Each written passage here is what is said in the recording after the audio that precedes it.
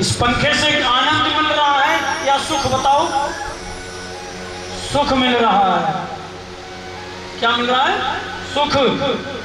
AC से आपको क्या मिलता है? सुख। कूलर से, फ्रिज से क्या मिलता है? सुख। ये भौतिक वस्तु है जो निरंतर आपको सुखी नहीं कर सकते हैं देवियों। जो आज तुम्हें सुखी कर रहा है कल वही तुम्हें दुख देगा। जिससे जितनी प्रीति जोड़ोगे उतना ही आपको दुख मिलेगा। जैसे बैंक का कैशियर होता है, सुबह से शाम तक करोड़ों रुपया बांट देता है, उसको कोई दुख होता है? नहीं होता है। क्यों? क्योंकि उसका अपना नहीं था। करोड़ों रुपया बांट दिया, उसको दुख नहीं हुआ। लेकिन उन करोड़ों के साथ 100 का पत्ता उसके पर्स से गलती से चला गया तो बोलो 100 रुपए के लिए दुखी होगा या करोड़ रुपए के लिए दुखी होगा? 100 रुपए के लिए। क्यों? क्योंकि वह उस 100 रुपए को अपना समझ रखा है। वो अपने ही तो दुख देते हैं।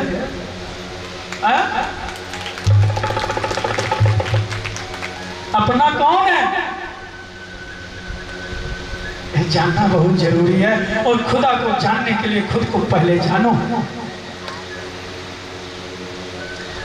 लाख मुस्कुराए इसके गम नहीं थामते और खुलता जाता है राजे दिल छुपाने में। झील सी हंसी आंखें अश्क से न भर जाएं, हम तो यार डरते हैं हाले गम सुनाने। मुफलिसी भी आई है घर मेरे बहाने से। मुफलिसी माने गरीबी। जब गरीबी आई तो दोस्त लोग जो हमेशा कहते थे चिंता मत कर मैं तेरे साथ हूं, वही दोस्त क्या कर रहे हैं? लाख मुस्कुराए अश्के गम नहीं थमते और खुलता जाता है राजे दिल छुपाने में। झील सी हंसी आंखें अश्क से न भर जाएं, हम तो यार डरते हैं हाले गम सुनाने। मुफलिसी भी आई है घर मेरे बहाने से। हाथ गर्दिशों का था बस्तियां चलाने में। और नीलाम जब हुए दोस्ती निभाने में तो दोस्त सारे मसरूफ थे बोलियां लगाने में। वही दोस्त बोली लगा रहे हैं, बता तेरे घर की बोली लगाता हूँ। दोस्त सारे मसरूफ थे बोलियां लगाने में। अरे आप आला हाकिम हैं, सुन के लिख दिया होगा गोविंद, तो क्यों लरज रही है जुआ फैसला सुनाने में? तो क्यों लरज रही है जुआ फैसला सुनाने में? कहने का भाव क्या है? समझ में आ रहा है? क्या सुना रहा था? हाँ माता जी, क्या सुना रहा था?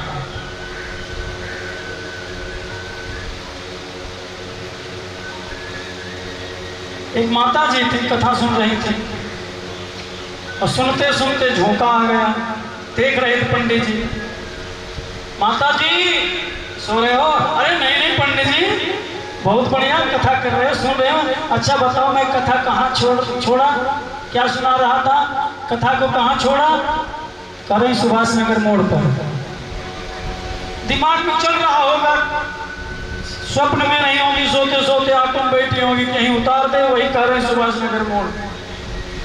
अरे सेवियों सज्जनों, आप तो कथा सुन रहे थे, सुख क्या है दुख क्या है इतनी जल्दी भूल जाओगे तो कैसे? लेकिन होता है, मस्ती में ही भूल होती है। ऐसी भूल हो जाए कोई बात नहीं। जिस प्रकार से बैंक का कैशियर का लगाव होता है, उसी प्रकार से हमारी आपकी सबकी जिस वस्तु से जितना लगाव होगा उतना ही दुख होगा। जैसे यह पंखा है, फ्रिज है, कूलर है, एसी है, ये भौतिक वस्तु है।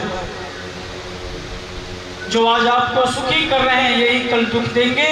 इसी एसी को यदि जो आज मई में आपको सुख मिल रहा है जिस एसी से, इसी एसी को यदि आप जनवरी में चला दोगे तो बोलो क्या मिलेगा? एसी तो वही है, तो मौसम ही बदला है। तो जो वस्तु आज सुख दे रहा है कल दुख रहा है दे रहा है, ऐसे वस्तु से प्रीति क्या लगाना? अरे प्रीति लगाना है तो गोविंद से लगाओ, चाहे गर्मी हो, चाहे सर्दी हो, चाहे बरसात हो, जहां पुकारोगे मेरा गोविंद वहीं आ जाएगा। सच्चिदानंद रूपाय विश्वोत्पत्त्यादि हेतवे। सत्यचित आनंद। आनंद क्या है? आप सुख के बारे में समझे। आनंद जो है वह अप्रगट, दिखलाई नहीं पड़ता, उसकी अनुभूति होती है। जैसे फूल और मूल, समझ रहे हैं ना? फूल और मूल।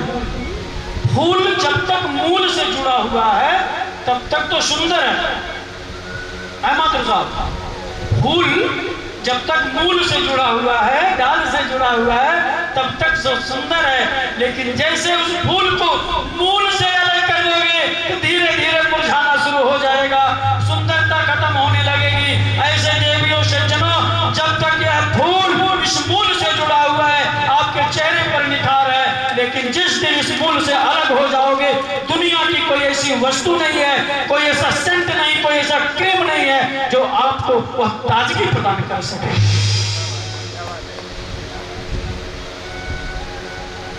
फूल का आकार है, फूल कौन है? मेरा गोविंद मानो रूप। लेकिन सुगंध का क्या आकार है? सुगंध का क्या वेट है? सुगंध का क्या साइज है? सुगंध किस कलर का है माताओं, बताइए। गुलाब की खुशबू को आप जान जाओगे, ये गुलाब की खुशबू है, ठीक ना? लेकिन यदि कहा जाए कि सुगंध का, इस खुशबू का कलर बताइए, आप यह जान जाओगे कि गुलाब का कलर लाल है, सफेद भी है, कई प्रकार के गुलाब होते हैं ना, तो उसको तो बता सकते हो, गुलाब के कलर को बता सकते हो, लेकिन गुलाब के सुगंध के कलर को बता सकते हो? नहीं बता सकते हो। ऐसे ही परमात्मा का जो अहेतुकी कृपा है, आनंद रूपी कृपा है, उसकी जब अनुभूति हो जाएगी तो यही कहोगे भाई इतना आनंद आया कि मैं बता नहीं सकता। सतचित आनंद, आनंद अप्रगट है, और उसी आनंद को प्रकट करने के लिए या हमारे आदरणीय बाबू केवल किशन शर्मा जी, हमारे आदरणीय बड़े भाई सुनील माथुर जी, कल्लू भैया, वीरेंद्र पंडित जी, आप हम सब मिल करके उसी आनंद को प्रकट करने के लिए यह संगम जो है एकत्रित किए हैं कि संगम में आइए, डुबकी लगाइए और जाने आनंद क्या है। कहते हैं वह आनंद अप्रगट है। कैसे?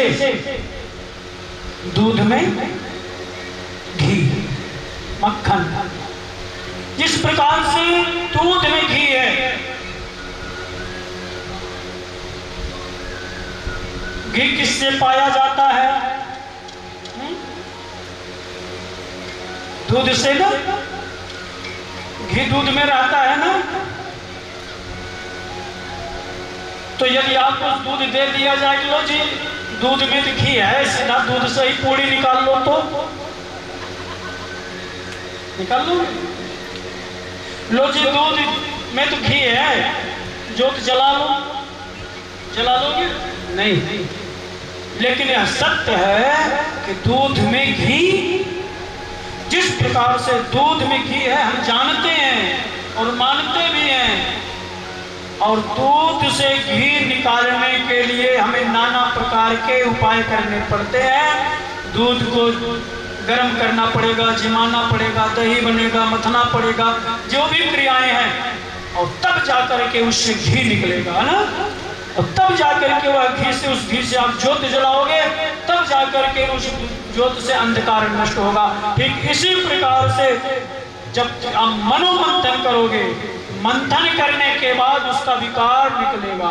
समुद्र मंथन हुआ था, है ना? समुद्र मंथन में सबसे पहले क्या अमृत निकला था? क्या निकला था? विष निकला था ना। पहले विष निकला था, तब अमृत निकला। ऐसे जब मनोमंथन करोगे तब विष, काम, क्रोध, मोह, लोभ, अहंकार से मत्सर रूपी जब विष निकल जाएगा तो हृदय रूपी में जो ज्योत, सच्चिदानंद ज्योति स्वरूप जो परमात्मा है वह अपने आप टिमटिमाने लगेंगे। ऐसे प्रकाश आपको मिलेगा, ऐसे प्रकाश मिलेगा कि संसार के तरफ मुड़ करके नहीं देखोगे।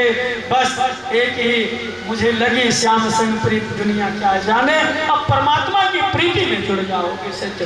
सच्चिदानंद रूपाय विश्वोत्पत्त्यादि हेतवे, विश्वोत्पत्त्यादि हेतवे, जो विश्व की उत्पत्ति के हेतु है, निमित्त है, रीजन है, कारण है। तापत्रय विनाशाय श्री कृष्णाय वयं नमः। तापत्रय, 3 प्रकार के ताप होते हैं, दैहिक, दैवी, भौतिक तापा। तीनों प्रकार के तापों का नाश करते हैं। तापत्रय विनाशाय, सॉरी नाश नहीं करते हैं, क्या करते हैं? विनाशाय, विनाश करते हैं। नाश और विनाश में अंतर होता है, जानते हो क्या अंतर होता है? नाश किसे कहते हैं? जैसे घास है, घास को आप काट डालिए, नष्ट हो गई ना, उसका नाश हुआ ना। लेकिन अगर जड़ है तो पुनः अंकुरित हो जाएगी ना। मेरे गोविंद क्या करते हैं? तापत्रय विनाशाय, जो मेरे गोविंद के कथा में, भागवत कथा में आते हैं, उनके तीनों प्रकार के ताप को, कष्ट को नाश नहीं अपितु तापत्रय विनाशाय, विनाश करते हैं, अर्थात जड़ से खोद करके निकाल देते हैं। तापत्रय विनाशाय श्री कृष्णाय वयं नमः। हम आप सब उस बाल गोविंद के चरणों में, श्री भगवान श्री कृष्ण के चरणों में कोटि कोटि नमन करते हैं। इसलिए एक बार तो जय घोष करना बनता ही है। बोलो बाल कृष्ण भगवान की, बोलो श्रीमद् भागवत महापुराण की। इसी प्रकार से नैमिषारण्य के पावन भूमि में भी सत्संग हो रहा था। 88,000 ऋषिजन नैमिषारण्य के पावन भूमि में एकत्रित होकर के सत्संग की चर्चा कर रहे थे। सत्संग किया जाए, अखंड मानस का पाठ कराया जाए, विष्णु सहस्त्र नाम पाठ कराया जाए, कोई निर्णय नहीं ले पा रहे। क्या श्रीमद् भागवत महापुराण ज्ञान यज्ञ कराया जाए, जो पुराणों का सम्राट है।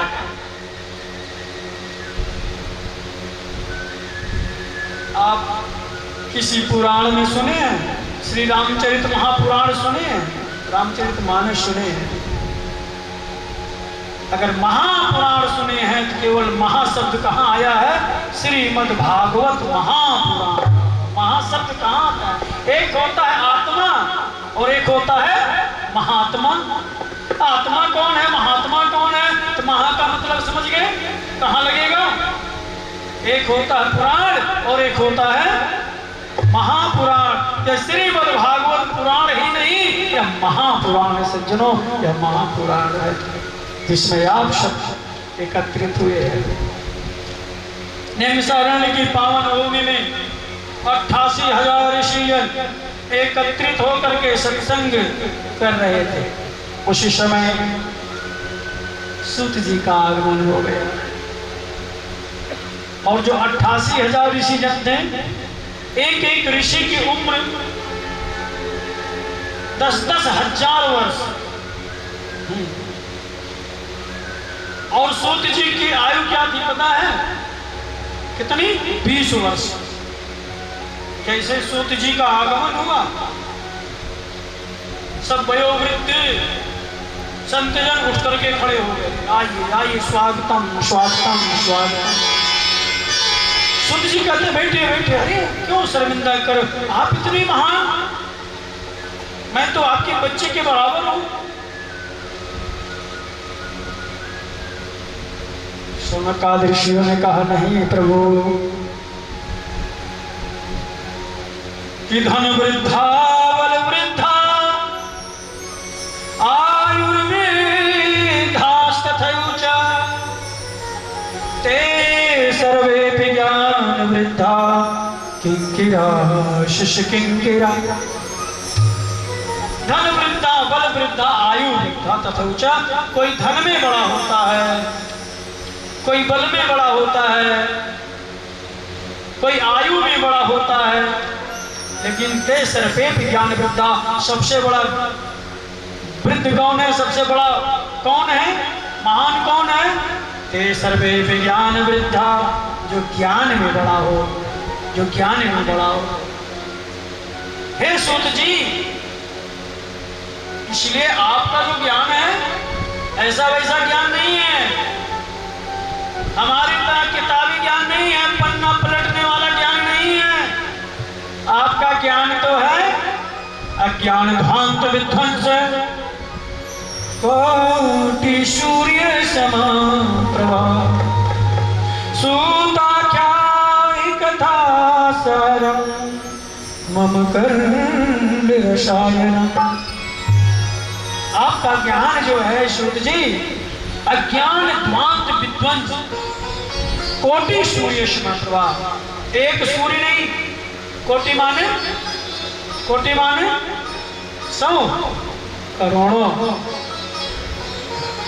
एक सूर्य नहीं करोड़ों सूर्य से भी ज्यादा है आपका ज्ञान। क्यों? क्योंकि सूर्योदय, सूर्योदय किसका नाश करता है? अंधकार का। सूर्योदय हुआ, अंधकार नष्ट हो गया। लेकिन कौन से अंधकार को नष्ट करता सूर्य? बाह्य अंधकार, बाहर के अंधकार को, सांसारिक अंधकार को सूर्य नष्ट करता है। सूर्योदय होते ही ये वनस्पति दिखलाई पड़ने लगते हैं, प्रकाश ही प्रकाश हो जाता है। लेकिन आपका जो ज्ञान रूपी सूर्य है ना शुद्ध जी, इसके उदय होते ही क्या होता है पता है? अज्ञान ध्वांत विध्वंस, अज्ञान रूपी अंधकार को नष्ट करने के लिए। अज्ञान रूपी अंधकार को सूर्य भी नष्ट नहीं कर सकता है, अज्ञान रूपी अंधकार को तो आपका ज्ञान ही नष्ट कर सकता है। उस अज्ञान रूपी अंधकार को काटने के लिए आपका ज्ञान रूपी कुल्हाड़ी ही काफी है। अज्ञान ध्वांत विध्वंसे कोटि सूर्य समा प्रभा, सूताख्यायि कथा सारम मम कर्म रसायनम, मम कर्म रसायनम। हे सूत जी, इसलिए सूताख्यायि कथा सारम, हम लोग तो यहाँ पर बैठ करके कथा की चर्चा कर रहे थे। क्यों? कि समझ में नहीं आ रहा था कि क्या करें, सत्यनारायण भगवान की कथा कराया जाए, या अखंड मानस का पाठ कराया जाए, या विष्णु सहस्त्र नाम का पाठ कराया जाए, या गीता का पाठ कराया जाए, क्या कराया जाए, समझ में नहीं आ रहा था। अब हम लोग कथा नहीं सुनेंगे, आप आ गए हो। सोते जी कहते हैं कथा नहीं सुनोगे? बोले हाँ, कथा सुनने की टाइम किसके पास है? बोले क्यों? बोले दुर्गा पंडित जी कथा कर रहे हैं रेलवे कॉलोनी में, टाइम ही नहीं किसी के पास है। देखो, लेकिन क्या पता कल से टाइम निकाले। तो सौनकाद ऋषि भी कह रहे हैं कि मैं कथा नहीं सुनूंगा, तब क्या सुनोगे? सूत जी कहते हैं। तो सौनकाद ऋषि कहते हैं कथा सारम अज्ञान ध्वांत विध्वंसी कोटि सूर्य समा प्रभा, सूताख्यायि कथा सारम। कथा मत सुनाइए, कथा का सार सुनाइए। कथा सुनने का टाइम मेरे पास नहीं है। मम कर्ण रसायनम, रसायन लिक्विड घोल करके। अच्छा बताओ माता जी, उतनी दूर से आए हो विवेकानंद चल करके मैं आपसे पूछता हूं, एक आम कितनी देर में खा सकते हो? एक आम कितनी देर में खा सकते हो? 10 मिनट में। आप जी? हाँ? 1 मिनट में? जिस प्रकार से एक आम को माधुर साहब कितनी देर में खा लोगे? बड़ा आम एकदम क्लीन कर देना खा करके, मान लो एक आम को कितनी देर में खा लोगे कल्लू भैया? 5 मिनट में। सुनिए, जिस प्रकार से कोई एक आम को 10 मिनट में खा रहा है, कोई एक आम को 5 मिनट में खा रहा है, लेकिन यदि 10 आम के रस को निकाल करके गिलास में दे दिया जाए तो कितनी देर में पी लोगे? 1 मिनट में। ठीक, एक आम को खाने में 10 मिनट लग रहा है और 10 आम के रस को पीने में 1 मिनट लग रहा है। हे सूत जी, हमें आम मत खिलाइए, हमें तो आम का रस पिलाइए, कथा का सार सुनाइए, हमें कथा नहीं सुनना। समझ रहे हैं? इसका जो सार है, जो निचोड़ है, सूताख्या ही कथा सारम मम करुण रसायनम। मम करुण रसायनम, रसायन माने लिक्विड पदार्थ। पलट दे मेरे कर्ण पुट से, कर्ण मार्ग जो सीधा मेरे हृदय तक पहुंचे, मेरे हृदय तक पहुंच जाएगा। सुत जी प्रसन्न हो गए सौनकादृशियों के वाणी को सुन करके। कहते हैं सावधानतया शृणु। आपने छोटी मोटी बात नहीं पूछी है, बहुत बड़ी बात पूछी है। कृष्ण प्राप्ति परम शाश्वत साधनम, आपने कृष्ण प्राप्ति का मानो साधन पूछा है, इसलिए सावधानतया शृणु। सावधान क्यों कर रहे हैं? हे रेलवे कॉलोनी वासियों, समझ लो कि हमारी जो माताएं बहनें आई हैं ना कथा सुनने, ऐसा मत समझना कि इनके पास फालतू का समय है। ये समझ रहे हैं कि वस्तु क्या है, सत्संग क्या है, कथा क्या है, और मूल वस्तु के लिए ही लोग कहते हैं इसको सावधानी से रखना। अगर आर्टिफिशियल जेवर है ना तो उसको खूंटी पे टांग दोगे, फ्रिज के ऊपर ही रख दोगे, बेड पे ही रख दोगे, ऐसा होता है ना, क्यों माता जी? लेकिन अगर जेन्युइन है, असली गोल्ड है, तो उसको बहू को दोगे, बेटा संभाल के रखना। और कहीं उस असली गोल्ड को, सोने को, कहीं फ्रिज पे ही सोने की चूड़ी रख करके तो चली गई तो हालत खराब हो जाएगा कि नहीं हो जाएगा? आर्टिफिशियल है, पड़ा है। असली वस्तु के लिए तो सावधानी बरतनी पड़ेगी ना। ऐसे ही जो यह श्रीमद् भागवत महापुराण ज्ञान यज्ञ की कथा आप श्रवण कर रहे हैं ना, इसको साधारण मत समझना। सावधानतया शृणु, ये बहुत महत्वपूर्ण है। इसलिए सूत जी शौनक आदि ऋषियों को कह रहे हैं सावधानतया सुनो, सावधानी से सुनो। ये शौनक आदि ऋषियों, यह बहुत ही महत्वपूर्ण है, जिसको श्रवण करना हर किसी के नसीब में नहीं होता है। इसको साधारण मत समझना। जो मेरे परम वंदनीय परम गुरु सुखदेव जी परीक्षित जी को कथा सुना रहे थे ना, जिस कथा को शौनक आदि ऋषियों आप लोग पूछना चाह रहे हो ना, इसी कथा को जब सुखदेव जी सुना रहे थे, देवताओं को पता चला। देवता लोग स्वर्ग में हलचल मच गई, अरे मृत्युलोक में भागवत कथा हो रही है, चलो चलो वहां चलते हैं। स्वर्ग से सारे देवता एकत्रित हुए। क्यों हो रही है? परीक्षित जी को सुना रहे हैं सुखदेव जी, और कह रहे हैं कि ये कथा नहीं है, कथा अमृत है। तो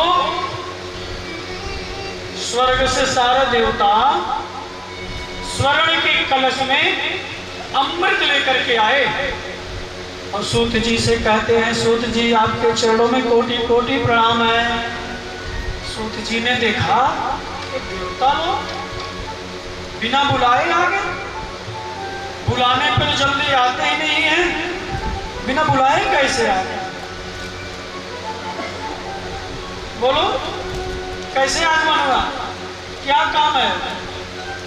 सूत जी, देवता लोग कह रहे हैं मुझे कथा पान करा दीजिए, मुझे कथा सुना दीजिए। आप सोचो जिस कथा को सुनने के लिए देवता लोग स्वर्ण कलश में अमृत लेकर के आए हैं देने के लिए, इसके बदले में हमें कथामृत पान करा दीजिए। जिस कथा के लिए स्वर्ग के देवता तरसते हैं वह कथा आपके मध्य में सहज ही बह रही है, उसमें अगर आप गोता लगा लो आपसे महान कौन होगा? ऐसा अवसर क्यों खो रहे हो जो देवताओं को भी दुर्लभ? अच्छा बोलो क्या चाहते हो? बोले कैसा, मुझे कथा सुना दीजिए और इस कथा के बदले में जो है देखिए स्वर्ण के कलश में अमृत लेकर के आया हूं और यह अमृत आप ले लीजिए। इस बात पर सुखदेव जी को गुस्सा आ गया। अरे ठगियों, अरे स्वार्थियों, मतलबियों, तुम लोग सौदागर बन करके आए हो कथा सुनने के लिए, इस कथा का मोल भाव कर रहे हो। क्वा सुधा, क्वा कथा, क्वा लोकी, क्वा काचा हमारे महान। कहा मेरा यह कथा मणि के समान और तुम्हारा अमृत। सुखदेव जी कह रहे हैं देवताओं से, देवताओं तुम लोग सौदागर बन करके आए। अरे श्रोता बन करके आए होते तो कोई दिक्कत नहीं। गंगा में हर कोई डुबकी मारता है, अच्छे बुरे सब जाते हैं, अमीर गरीब सब जाते हैं, पापात्मा पुण्यात्मा सब जाते हैं गंगा में डुबकी लगाने के लिए। ऐसे ही भगवत कथा जो है पापात्मा पुण्यात्मा सबके लिए है। ऐसा नहीं कि केवल पुण्यात्मा के लिए, सबके लिए है। आए कोई भी, पापात्मा भी आएगा कथा सुनेगा, पुण्यात्मा हो जाएगा। अरे तुम श्रोता बन करके आए होते तो मैं अवश्य तुम्हें कथा सुनाता, तुम लोग सौदागर बन करके आए, भाग जाओ यहां से। स्वार्थ लागी करहि सब प्रीति और सुर नर मुनि सबकी हरि। अरे तुम लोग पक्के स्वार्थी हो। स्वार्थ हर जगह जुड़ा हुआ है, लेकिन उन स्वार्थियों में तुम सबसे खतरनाक वाले स्वार्थी हो। अरे अपने स्वार्थ के लिए मेरे गोविंद को वन भिजवा दिए, मेरे राम को वन भिजवा दिए थे, पता है? तुम स्वार्थी हो। एक भक्त ने भगवान को कहा कि आप क्या कम स्वार्थी हो? आप भी मतलबी हो,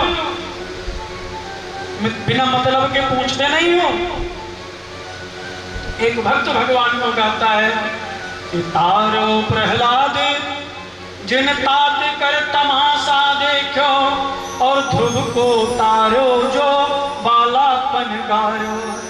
तारो प्रहलाद जिन तात कर तमाशा देखो। हे गोविंद, आपने प्रहलाद को तारा, कोई इसमें कौन सी बड़ी बात है? जिन तात कर तमाशा देखो। जिस प्रहलाद ने अपने पिता हिरण्यकशिपु के द्वारा इतना सताया गया लेकिन आपका नाम नहीं छोड़ा, यदि आपने उसको तार दिया तो कौन सी बड़ी बात किया? तारो प्रहलाद जिन तात कर तमाशा देखो और ध्रुव को तारो जो बालापन गारो है। आपने ध्रुव को तार दिया, जो 5 वर्ष की अवस्था में इतना घोर तप किया उसको तार दिया तो कौन सा एहसान कर दिया? मोर ध्वज तारो जिन सुत शीर्ष पर चलायो वारो। अरे आपने मोर ध्वज को तारा, इतना घोर आपने उसकी परीक्षा ली, अपने बेटे के ऊपर आरा चला दिया। मोर ध्वज तारो जिन सुत शीर्ष पर चलायो वारो और हरिश्चंद्र तारो जो सत्य नहीं तारो है। आपने हरिश्चंद्र को तार दिया तो कौन सा एहसान कर दिया? क्या एहसान मैं आपका मानूं गोविंद? अपने आप को बेच दिया, परिवार को बेच दिया, लेकिन सत्य को नहीं छोड़ा। जोई जोई भक्ति की नीति नहीं को तारो नाथ और तारीफो नहीं, या तो बनिज व्यापारो है। जिसने जिसने भक्ति किया उसको आपने तारा। तारना तो बनिए का व्यापार है, जो पैसा लिया वो मान लिया, जो भक्ति किया आप उसको तार दिए। मुझे तार करके दिखाओ, मैं अदम हूं, मंत्रीहीन हूं, क्रियाहीन हूं, भक्तिहीन हूं। मुझको तारो तो जानू तारनहार हो। इस अदम को तारो ना तो नाम पलट डालो नाथ, और बिना भक्ति तारो तो तारी वो तिहारो। बिना भक्ति के तार करके दिखाओ। भगवान कह रहे हैं कि ऐसा कोई सिस्टम नहीं हमारे खाते में कि बिना भक्ति के तार दो। कुछ नहीं कर सकते हो, प्रभु नाम संकीर्तन तो कर सकते हो। इसलिए देवताओं को कह रहे हैं, देवताओं तुम लोग स्वार्थी हो, मतलबी हो, सौदागर बन करके आए हो यह कथा श्रवण करने के लिए। देवताओं को नहीं सुनाया। सूत जी कह रहे हैं शौनकादि ऋषियों से, देवताओं को नहीं सुनाया। जो कथा जो देवताओं के लिए दुर्लभ है वही कथा आप लोगों को सुना रहा हूं। देवता लोग भाग गए, ब्रह्मा जी से शिकायत किए। ब्रह्मा जी से बोले, ब्रह्मा जी मैं गया था मृत्युलोक में, मेरे नसीब में कथा नहीं है सुनने का। ब्रह्मा जी बोले तो क्या हुआ? बोले वहां श्रीमद् भागवत महापुराण ज्ञान यज्ञ की कथा चल रही है, मुझे भगा दिया गया, आप भाग जाओ। श्रीमद् भागवत महापुराण ऐसा क्या खास है श्रीमद् भागवत महापुराण में? ब्रह्मा जी ने, देवियों भाई बंधुओं, ब्रह्मा जी ने श्रीमद् भागवत महापुराण जी को तौलना शुरू कर दिया। एक तराजू पर श्रीमद् भागवत महापुराण रख दिया और एक तराजू पर दुनिया के जितने पुराण थे, जितने सब कुछ रख दिए। लेकिन दुनिया के सारे पुराण मिल करके श्रीमद् भागवत महापुराण की बराबरी नहीं कर पाए। ऐसा है श्रीमद् भागवत महापुराण। वही कथा आप सब श्रवण कर रहे हैं, जिसको ब्रह्मा जी ने नारद जी को सुनाया, सनकादियों ने नारद जी को सुनाया। सनकादि ऋषियों ने कहा, प्रभु एक मिनट, सनकादि सनक सनंदन सनातन सनत कुमार कहीं जाते नहीं हैं, और ब्रह्मा जी और नारद जी एक जगह पर टिकते नहीं हैं, तो किस प्रकार से सनकादियों ने नारद जी को सुना दिया? कैसी बात कर रहे हैं? सूत जी ने कहा, बात तो सही है, लेकिन सुनिए। जैसे ब्रह्मा ने सारे पुराण को तौला, भागवत महापुराण भारी पड़ा। क्यों? क्योंकि इसमें ये भागवत का मतलब क्या? भाव भक्ति, भा माने भक्ति, ग माने ज्ञान, व माने वैराग्य, त माने तप। भक्ति, ज्ञान, वैराग्य और तप सब इसमें समाया हुआ सार है, सार। जैसे ढेर सारे दूध को उठाने के बाद इतना खोया बनता है, खोया उसका सार है ना, ऐसे ही सारे पुराणों का राजा सार तत्व श्रीमद् भागवत महापुराण है, जिसमें सत्संग के ऐसे ऐसे महान गुण समाया हुआ है। सात स्वर्ग अपवर्ग सुख धरी तुला एक अंग। स्वर्ग के सुख को, अपवर्ग माने मोक्ष, मोक्ष को भी तराजू के एक पलड़े पर रख दीजिए। तात स्वर्ग अपवर्ग सुख धरिए तुला एक अंग। अरे तुलनता ही सकल मिली, और जो सुख लवसत, सारे सुख मिल करके सत्संग के सुख की बराबरी सत्संग का मतलब क्या होता जानते हो? ऐसा नहीं कि 20-50 लोग एकत्रित हो करके कीर्तन करें। कीर्तन करना अच्छी बात है, वो भी सत्संग है, लेकिन केवल वही सत्संग है ऐसा नहीं है। सत्संग का मतलब है सत्य का संग ही सत्संग है। सत्य का संग ही सत्संग है। आप किसी के साथ गलत मत करो, बड़ों का सम्मान करो, माता पिता का सम्मान करो, भाई भाई प्रेम से रहो, देवरानी जेठानी प्रेम से रहो, सास बहू प्रेम से रहो, आदर सम्मान करो, यही सत्संग है। केवल पीतांबर धारण कर लेना, त्रिपुंड धारण कर लेना, मंदिर में 10 लोटा जल चढ़ा लेना और मंदिर के बाहर, समझ गए ना क्या? वह सत्संग नहीं है। सत्संग का मतलब है सत्य का संग ही सत्संग है। कह रहे हैं कि सत्संग के लिए ही सनक सनंदन सनातन सनत कुमार भ्रमण कर रहे थे। जिसके लिए लोगों को भ्रमण करना पड़ रहा है वह चीज आसानी से आपको मिल रहा है। कभी कभी क्या होता है ना, कोई चीज आसानी से मिल जाए ना तो लोग उसकी कीमत कम समझते हैं, लेकिन आसानी से भी क्यों मिल रहा है? ये टेंट कैसे लगा है? ये अम्मा शारदे की कृपा पात्र सब आचार्य लोग क्यों आए हैं, कैसे आए हैं? समझ रहे हैं?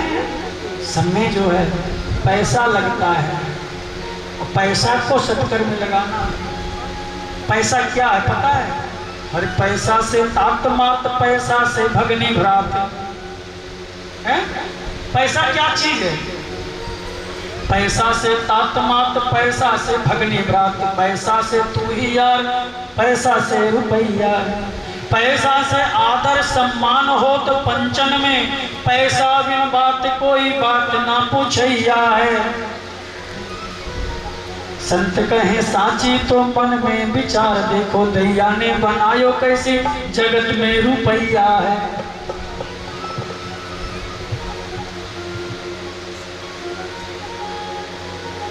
ऐसा को सत्कर्म धर्मार्थ क्या कहते हैं? धर्मार्थ। धर्मार्थ अर्थ माने पैसा और धर्म माने धर्म। धर्मार्थ अर्थ जो है धर्म के लिए और धर्म अर्थ के लिए नहीं है। क्या आप धर्म करो अर्थ के लिए, पूजा करो भक्ति करो कल अर्थ है? नहीं, पूजा करना भक्ति करना आपका धर्म है। अर्थ को पैसे को लगाना आपका धर्म है।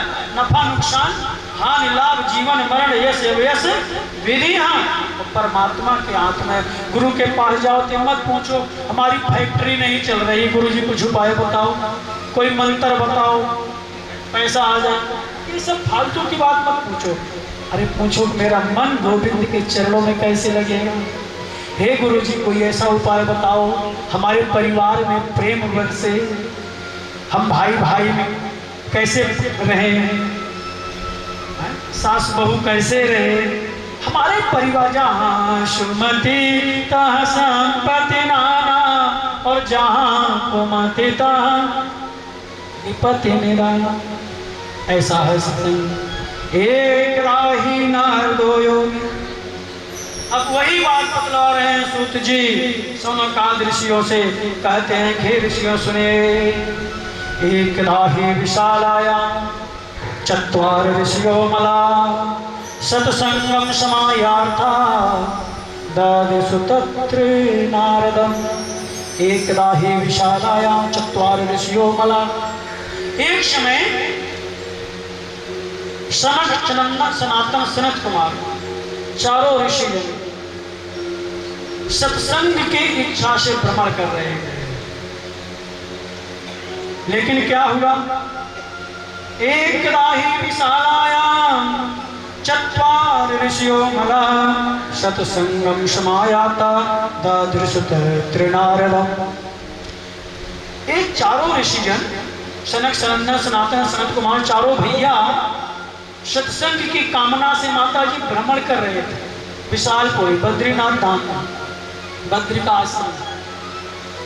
अचानक वहां इन्होंने नारद जी को देखा और नारद जी एकदम उदास व्याकुल, पसीना ऐसे पोंछ पोंछ करके फेंक रहे हैं, एकदम बौखलाए हैं।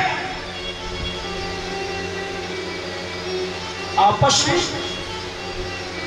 भैया ओ नारद जी, हाँ नारद जी तो लग रही, इतने घबराए से क्यों है, इतने चिंतातुर क्यों है? चलो पूछते हैं।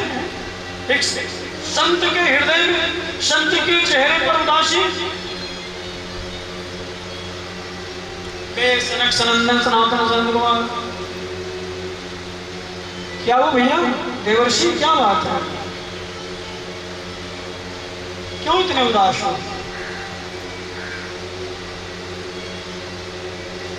ऐसे क्या बात है? कथम ब्रह्मदीन मुखा, क्यों इतने दीन से दिखलाई पड़ रहे हो?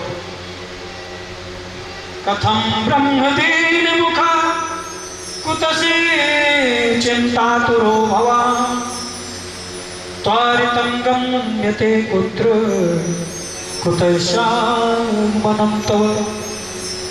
कथम ब्रह्मदीन मुखा, हे ब्रह्मदेव देवर्षि, क्यों उदास हो? कुतश्चिंतातुरो भवान्, क्यों चिंता कर रहे हो? आपको तो चिंतन करना चाहिए, आप चिंता क्यों कर रहे हो? त्वरितं गम्यते कुत्र, कहाँ गए थे, कहाँ से आ रहे हो?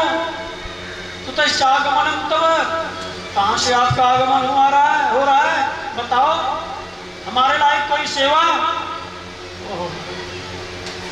गत वित्तो यथा धना, देवर्षि आप तो ऐसे उदास हो गए हो, ऐसे उदास हो गए हो कि जैसे किसी बनिए का धन लुट गया हो। गत वित्तो यथा धना, जैसे किसी का धन लुट गया हो। आपका धन लुट गया क्या? देवर्षि कहते हैं कि अरे भैया क्यों मजाक कर रहे हो, हमारा धन तो कोई लूट ही नहीं सकता, मेरा धन सांसारिक धन नहीं है। संदीप भाई कहते हैं कि मेरा धन कोई सांसारिक धन नहीं है, हमारा धन जानते हो, हमारा ऐसा धन है कि कोई माई का लाल लूट ही नहीं सकता है। कौन सा धन है देवर्षि नारद जी को पता है? देवर्षि नारद जी बता रहे हैं कि भैया मेरे बात सुनो, मेरा धन क्या है? हमारो धन राधा श्री राधा श्री राधा, हमारो धन राधा श्री राधा श्री राधा, हमारो धन राधा श्री राधा श्री राधा, परम धन राधा राधा राधा राधा, परम धन राधा राधा राधा राधा, परम धन राधा राधा राधा राधा राधा,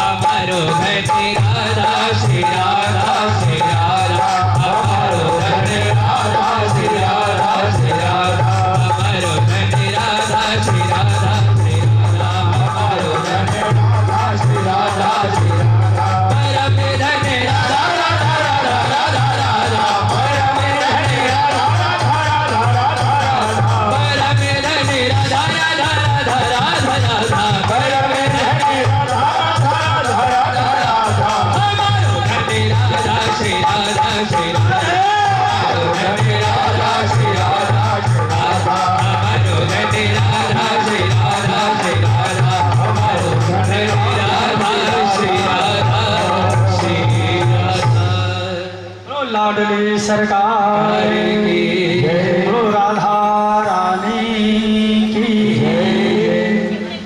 आज हम सब जिसकी छत्र छाया में बैठे ना, मुकेश भैया जी का आगमन हो गया है, इनकी ही कृपा है। ऐसे मौसम में भी इन्होंने जो है आप सबको यह सुंदर छाया प्रदान की है। देवर्षि नारद जी कहते मेरा धन कैसे लूटेगा, मैं ऐसा धन साथ में लेकर के चलता ही नहीं हूं, कोई चाकू दिखाए लूट ले। मेरा धन तो राधा है, और राधा का उल्टा क्या करोगे तो क्या होगा, राधा का उल्टा क्या होगा है? अरे जो राधा से नेह जोड़ता है उसके हृदय में प्रेम की धारा बहने लगती है, प्रेम की धारा बहने लगती है। राधा का उल्टा ही धारा है, जो प्रेम की धारा में न बहे वह राधा को जान ही नहीं सकता। फिर क्यों उदास हो? देवर्षि नारद जी कहते हैं आपको तो भैया पता है मैं निरंतर चिंतित रहता हूं, तो अपने लिए नहीं, ये बहुत बड़ी बात है। अपने लिए चिंता नहीं करता हूं, दूसरों के लिए चिंता करता हूं। अहम तो पृथ्वी या तो ज्ञात्वा सर्वोत्तमामिते। मृत्यु लोक में मैं सुना के बड़ा सत्संग हो रहा है, बहुत कीर्तन भजन हो रहा है, जरा मैं भी चलूं, घूम करके आऊं।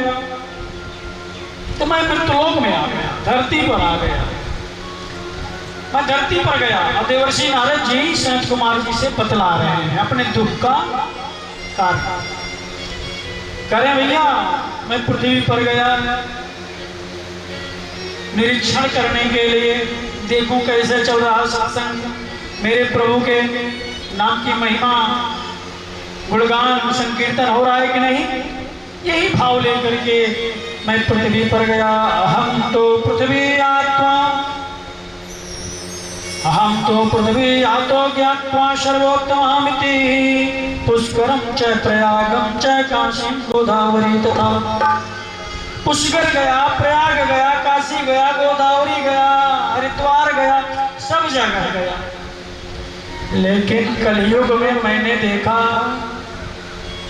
क्या, कलयुग में क्या हो रहा है?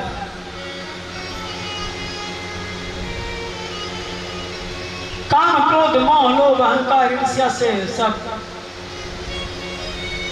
ओतप्रोत है। घर घर क्लेश हो रहा है, सत्संग की कोई चर्चा नहीं है। मेरा मन खिन्न हो गया।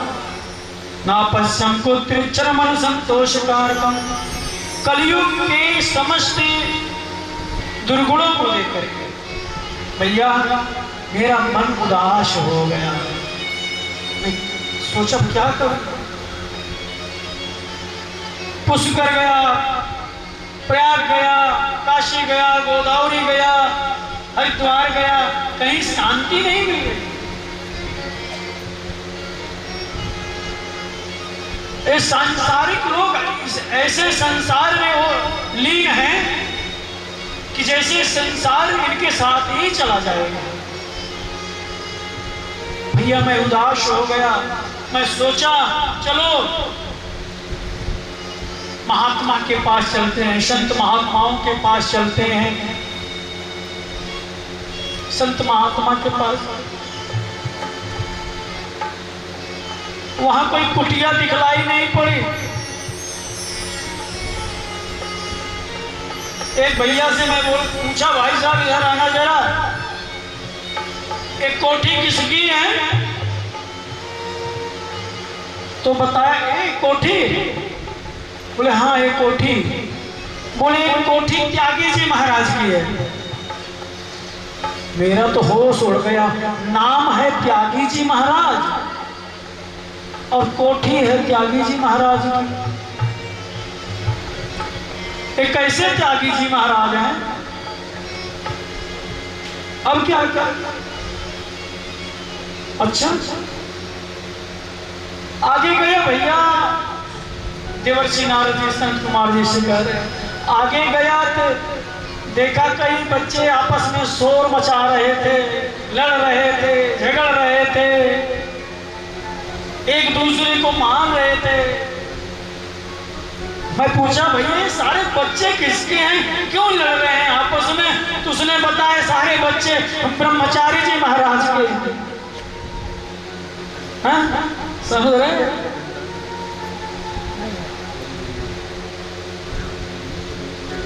मेरा मन तो खिन्न हो गया। नाम है राधे राधे। मैं उदास हो गया। आगे गई,